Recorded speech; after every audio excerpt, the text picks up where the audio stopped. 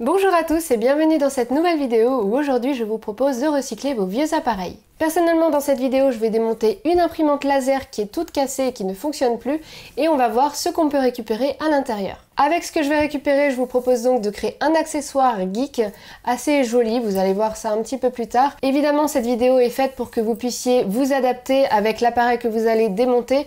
Généralement vous trouverez des circuits imprimés et c'est surtout ça aujourd'hui qu'on va se servir pour créer cet accessoire. Avant de commencer, je vous précise juste qu'à la toute fin de cette vidéo, je remercierai les quelques personnes qui m'ont envoyé des colis au mois de mai 2019, ainsi que tous les tipeurs du même mois. Donc voilà, si vous êtes curieux de savoir ce que je reçois, n'hésitez pas à regarder cette vidéo jusqu'au bout. Autre petite parenthèse, vous êtes assez nombreux à me laisser des commentaires concernant mes t-shirts. En général, ils sont orientés un peu geek comme celui-ci, et je vois qu'ils vous plaisent. J'ai tendance à vous répondre à chacun où vous pouvez les trouver, en vous mettant le site internet de là où je me les procure. Donc écoutez, je vous mets le lien dans la description, comme ça tout le monde l'a et vous ne me poserez plus la question en commentaire. Voilà pour cette petite intro, je vous propose maintenant de commencer. Comme je vous le disais en intro, je démonte ici une vieille imprimante laser qui ne fonctionne plus et que j'ai pu récupérer par l'intermédiaire de mes proches. J'ai pour habitude de demander à tout mon entourage de me donner tous les appareils cassés plutôt que de les jeter. Je vous invite d'ailleurs à faire la même chose, il est toujours intéressant de voir l'intérieur des appareils, en plus d'y récupérer des tonnes de choses.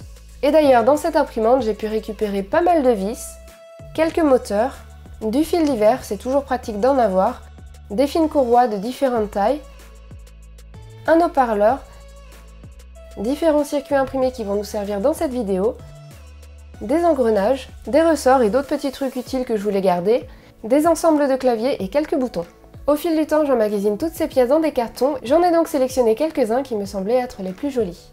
La première chose à faire, c'est de trouver des endroits sur la carte qui vous plaisent et avec un marqueur, je vais délimiter la zone que j'ai l'intention de couper et avec l'embout qui va bien, que je mets sur ma Dremel, je vais découper cette zone. À cette étape, il est vraiment très important de vous protéger en portant un masque, des lunettes de protection et aussi des gants. En découpant ces cartes électroniques, vous allez voir qu'il y a énormément de poussière qui s'en dégage et il est même possible que les petits morceaux se détachent violemment, donc vraiment faites très attention à ça. Avec un embout de ponçage, on va rendre les bords le plus droit possible. Pour ma part, j'ai fait des formes rectangulaires, mais libre à vous de faire les formes que vous souhaitez.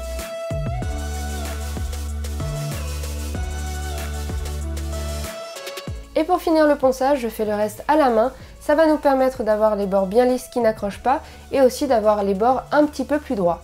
Aussi, n'hésitez pas à poncer à l'eau, ce sera beaucoup plus pratique pour gérer la poussière.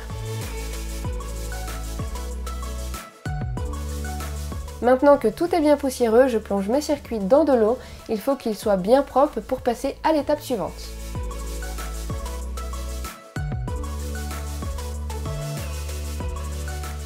Nous allons maintenant avoir besoin de résine et pour ma part j'utilise celle de Résine Pro. Comme pour tout le reste, vous trouverez les liens dans la description sous cette vidéo.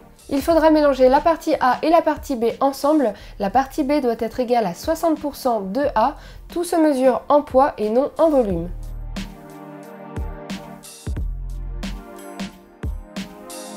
Mélangez tout ça le plus doucement possible pour éviter d'intégrer trop de microbules qui rendraient la composition beaucoup moins jolie. Personnellement, j'utilise des supports pour surélever mes petites cartes électroniques. Ici, le but va être de couler la résine sur les cartes en jouant avec la tension de surface mais sans la percer. Grâce à cette propriété physique, on va avoir une surface bien bombée qui fera un rendu super sympa. Par contre, faites attention à ne pas mettre trop de matière, ce qui briserait la tension de surface et le rendu sera évidemment beaucoup moins sympa, d'autant plus que la résine va couler en dessous de la carte, ce qui la collera au support. Donc soyez prudents sur cette étape et étalez bien jusqu'au coin et avec délicatesse. Après environ 24 heures de séchage, voici ce que vous devriez obtenir. Si jamais vous voyez que la surface est un petit peu ridée, suite à un séchage peut-être un petit peu trop long, n'hésitez pas à remettre une fine couche de résine au pinceau par-dessus pour que la surface soit bien lisse et brillante. Le résultat est déjà bien sympa, mais évidemment ce n'est pas terminé, on va les transformer en porte-clés. Je vais donc faire un trou sur chaque circuit avec un forêt de 1,6 mm. J'utilise pour ça un mandrin qui va pouvoir accueillir les tiges très fines, ce que l'embout de base ne peut pas faire. Je vous mets là aussi dans la description le lien si vous en avez besoin. Pour percer bien droit et éviter de casser mon forêt, je vais simplement utiliser un support à colonne pour ma Dremel. Voilà, plus qu'à choisir où positionner la chaîne du porte-clés. Il faudra donc faire un trou suffisamment au bord pour que l'anneau puisse passer.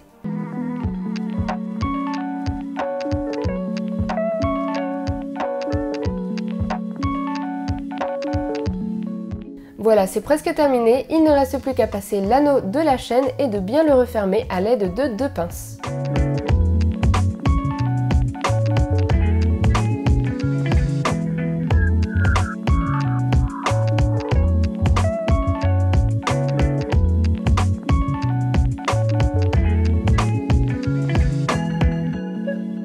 Comme vous pouvez le voir, j'ai fabriqué pas mal de ces porte-clés, il y en a 12 au total et en fait j'avais pour idée d'envoyer ces porte-clés à des tipeurs pour les remercier de participer à l'évolution de la chaîne à travers des dons sur mon compte Tipeee. Donc c'est un événement un peu exceptionnel, je vais donc faire un tirage au sort pour 12 personnes début juillet. Pour les participants de mon compte Tipeee qui auront donné au minimum 10 € pour les remercier de participer à l'évolution de la chaîne. Donc c'est pour moi important de remercier ces gens-là. Malheureusement je ne peux pas remercier tout le monde, c'est pourquoi je fais un tirage au sort. Ce seront donc des porte-clés que je vous enverrai par la poste. Ils seront signés à l'arrière du porte-clés. Et voilà, ça vous fera un petit souvenir de la chaîne qui, je l'espère, vous fera plaisir. Et en parlant de remerciements, je vais remercier tous les tipeurs du mois précédent ainsi que les personnes qui m'ont envoyé des colis. La première personne que j'aimerais remercier, c'est Marion qui m'a envoyé ce BL Touch et qui m'explique qu'elle l'a reçu en trop dans sa commande. Donc merci à toi, c'est vraiment très gentil.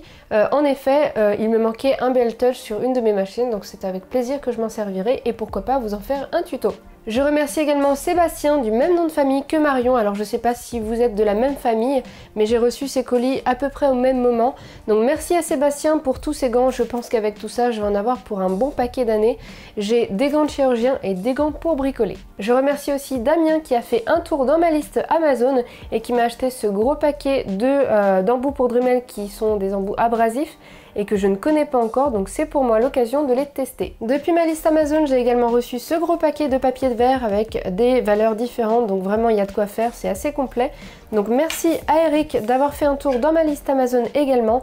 D'ailleurs tu ne m'as pas envoyé que ça, tu as vidé tes tiroirs et tu m'as envoyé tout un tas de choses. J'ai un petit écran qu'on se sert en général avec l'Arduino, tout un tas de forêts, alors ici ce sont des forêts un petit peu plus fins qui vont plutôt me servir à percer les circuits imprimés quand je les fabrique à la maison.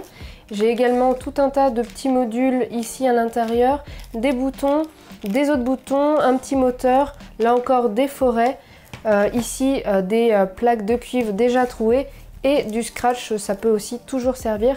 Donc merci à toi d'avoir fait tout le tour de tes tiroirs pour m'envoyer tout ça. Et la dernière personne que j'ai remerciée pour le mois de mai, c'est Jean-Marc. Il m'a envoyé lui aussi plusieurs choses, notamment cette spatule de la marque Bulta qui est vraiment spécialement fabriquée pour décoller les impressions au vu de sa forme. Elle est vraiment très pratique, je l'ai testée quelques fois et franchement elle est vraiment très bien, donc merci pour ça. J'ai également un mètre avec une forme très différente de ce qu'on a l'habitude de voir. C'est parfait, on en manque toujours donc c'est nickel. J'ai également reçu le stylo avec le Labo Deliox marqué dessus. Donc merci beaucoup, c'est cool, en plus j'ai les mines qui vont avec. Dans le même paquet, j'ai également reçu ce sonomètre qui va pouvoir me servir à mesurer le niveau sonore de mes imprimantes lorsque je fais des tests. Ça vous donnera une idée un petit peu du bruit qui s'en dégage. Donc merci, c'est vraiment une excellente idée. Et pour finir, Jean-Marc m'a également envoyé ce générateur de fonctions, donc c'est vraiment cool, je vais pouvoir apprendre encore plus de choses étant donné que je ne me suis jamais servi de ce type d'appareil. Donc c'est une grande première pour moi et ça va me permettre d'aller encore un petit peu plus loin. Merci encore à tous pour tout ce que vous m'envoyez et aux tipeurs, c'est vraiment adorable de votre part. J'espère que l'idée recyclage de cette vidéo vous aura plu. Donc encore une fois, n'hésitez surtout pas à récupérer du matériel, à le démonter parce que c'est toujours intéressant de voir comment c'est fait à l'intérieur et vous pourrez récupérer tout un tas de choses. Si vous êtes bidouilleur, un petit peu maker, vous trouverez tout un tas de choses utiles, donc surtout ne jetez pas ces appareils. Merci à tous d'avoir regardé cette vidéo jusqu'au bout. N'hésitez pas à me laisser des commentaires avec vos idées de recyclage. Vous pouvez me laisser un pouce en l'air si ça vous a plu et vous abonner à la chaîne en cliquant sur le lien qui s'affiche à votre écran. Et moi, je vous dis à très bientôt dans une prochaine vidéo. Bye!